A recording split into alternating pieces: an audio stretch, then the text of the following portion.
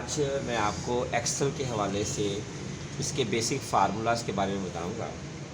तो सबसे पहले आप विंडो का बटन प्रेस करें। ठीक है, विंडो का बटन जब प्रेस करेंगे तो ये आपके सामने बार आ जाएगी। यहाँ पर आकर आप एक्सेल लिखें। एक्सेल क्या होता है? एक्सेल एक सॉफ्टवेयर है, एमएस वर्ड का ही, एमएस ऑफिस का ही हिस्सा है, जिसमें हम कैलकुलेशन करते हैं, मैथ्स का हिसाब किताब करते हैं। इसको एक्सेल कहते हैं। ये आपको इस वक्त जो सामने पेज नज़र आ रहा है, इसको एक्सेल का पेज कहते हैं या इसको शीट कहते हैं। क्या कहते हैं? Excel sheet. ठीक है, तो जनरली जो है वो इसको एक्सेल शीट ही कहा जाता है। इसलिए आपने वर्ड सुना होगा marksheet, salary sheet, balance sheet, profit sheet, loss sheet, stock sheet, tax sheet. ये शीट का वर्ड इसलिए इसके साथ यूज़ होता है क्योंकि ये एक्सेल के ऊपर बनी होती हैं चीज़ें सारी की सारी, इस वजह से शीट का वर्ड यूज़ किया जाता है इनके साथ। अभी इस वक्त जो आप सामने देख रहे हैं, इसमें दो चीज़ें हैं, ब्लॉक्स बने हुए हैं। अगर आप नीचे की तरफ आते हैं तो ये आपके कॉलम्स हैं, और अगर आप अपने राइट साइड पे चले जाते हैं यानी ABCD वाले हिस्से में, तो ये इसकी रोज़ हैं।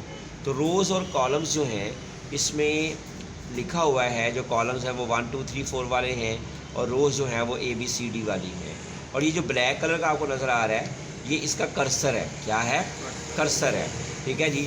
तो जहाँ पे ये जाएगा वो यहाँ पे लिखा हुआ आ जाएगा। आप देख सकते हैं, मैं आपको बता देता हूँ। ये देखिए, बिल्कुल सामने लिखा हुआ है, ये इसका कर्सर है। इस वक्त हम K8 पे हमारा कर्सर मौजूद है, यानी K रो है और आठवां जो है वो हमारे पास कॉलम है। अभी हम कहाँ पे? हम B7 पे आ गए हैं। अब हम कहाँ पे हैं? अब हम H7 पे हैं। ठीक है जी। अब हम कहाँ पे हैं? अब हम F7 पे हैं।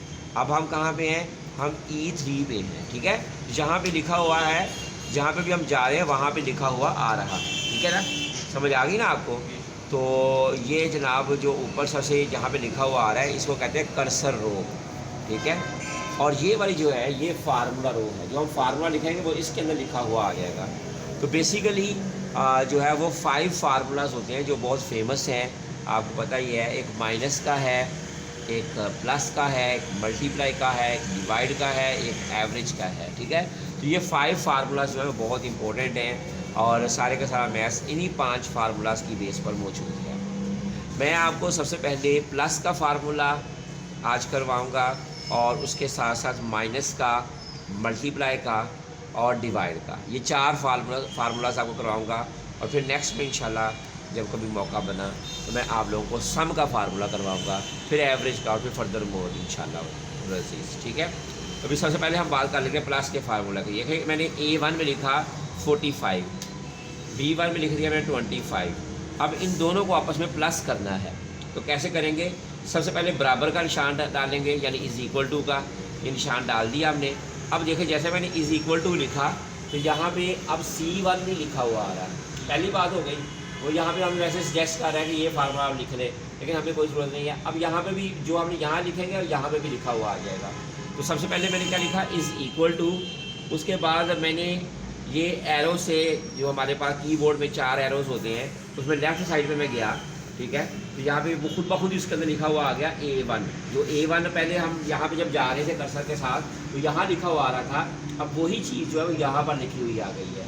तो A1 लिखा प्लस B1 और एंटर कर देंगे। ये नहीं एंटर किया तो ये हमारा जवाब आ जाएगा A1 प्लस B1। अगर हमने इन तीनों को करना है तो इज़ इक्वल टू डालेंगे C1 plus B1 plus A1 और एंटर करेंगे तो ये चारों प्लस हो जाएंगे। अगर आप इन पांचों को करना चाह रहे हैं तो पांचों भी हो जाएंगे। उसके लिए इज़ इक्वल टू डालना बहुत ज़रूरी है। ये तमाम फार्मूलाज में इज़ इक्वल टू डालना बहुत ज़रूरी है। आपने ये डालना है A1 D1 plus C1 plus B1 plus A1। ठीक हो गया जी। तो ये जनाब हमारा प्लस का फार्मूला है। ठीक है जी। अगर हमने माइनस करना है, लेट्स सपोज मैं यहाँ पे 48 लिखा, उसमें से 12 माइनस करने हैं, तो उसके लिए क्या करेंगे? हम इज़ इक्वल टू डालेंगे। बड़ी वैल्यू जो है वो हमारे पास A2 वाली है, A2 माइनस B2। तो ये हमारे पास जवाब हाजिर है। अब याद रखिएगा कि प्लस के अलावा सिर्फ दो जो है आप कर सकते हैं, इससे ज़्यादा नहीं आप फार्मूलाज को ऐड कर सकते। ये देखें जी, 75 माइनस 41 यानी कि A3 माइनस B3, तो A3 माइनस B3 लिखेंगे, एंटर करेंगे तो ये हमारा माइनस का जवाब दिया जाएगा। अब मैं आपको मल्टीप्लाई का समझा देता हूँ। 63 लिखा मैंने, इसको 3 के साथ मल्टीप्लाई करना है, तो is equal to 63 multiply by 3। ये स्टैटिक का जो निशान है वो मल्टीप्लाई की अलामत कंसिडर की जाती है यहाँ पर।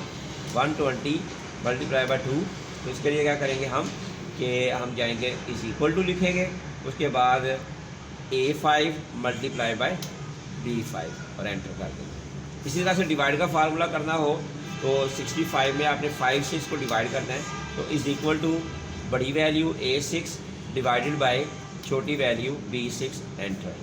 फिर देखें ये मैंने लिखा 254 और इसको डिवाइड करना है हमने 14 से, तो is equal to 254 divided by 14 और एंटर।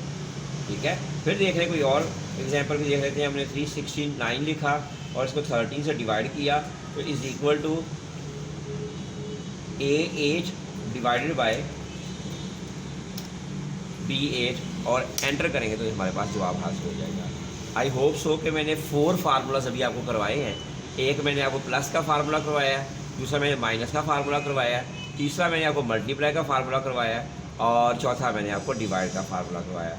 तो ये 4 फार्मूलाज यानी कि प्लस, माइनस, मल्टीप्लाई और डिवाइड, आई होप सो कि आप अच्छे तरीके से प्रैक्टिस करके इसको तैयार करने की कोशिश करेंगे। ठीक है जी, बहुत शुक्रिया। इसी के साथ इजाज़त दीजिएगा। अल्लाह हाफिज़।